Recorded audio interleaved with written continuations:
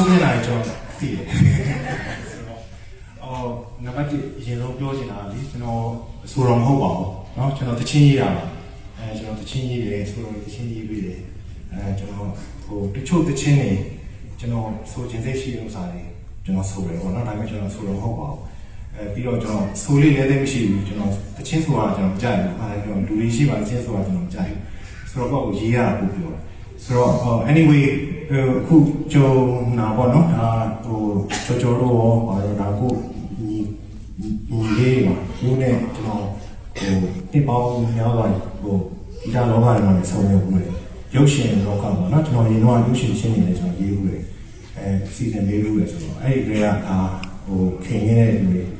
နောက်ခုဘာပြောအခုရောက်လာရင်နောင်ရိုးတော့ပါဆိုရင်ဒီတော့ကျွန်တော်တို့ရန်ကုန်မှာ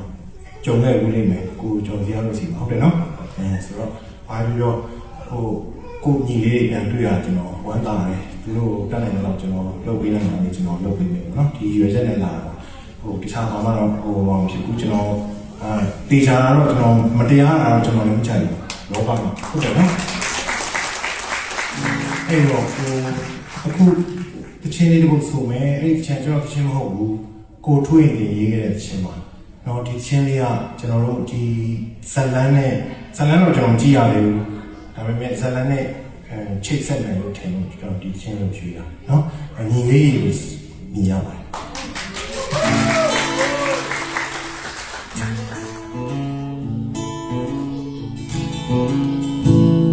ဟိုညီလေးရဲ့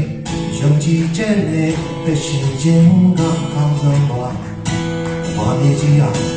ဒီတရားပြတ်တဲ့ဘုံပေါ်လေးကိုဒီချာစင်ကားတွေကောင်းလို့ရည်ရဲ့ကြိုးစားကြတဲ့အခါမင်းအကားစိတ်ကိုမရှုံးနိုင်မှာဟိုညီလေးရဲ့မနာလို့ပေါ်တာပြောလိုက်ချင်တဲ့ပေါ်ရှင်ရဲ့ဒီဝါရဲ့နဲ့တိတ်ပဲကိုမြင်တီပါအမှန်တရားတွေကာဝဲအာမာရီကိုတိုက်ခိုက်ကြတဲ့အခါမင်းတဲ့နေဘဝကိုဆွတ်ထားနိုင်မှာ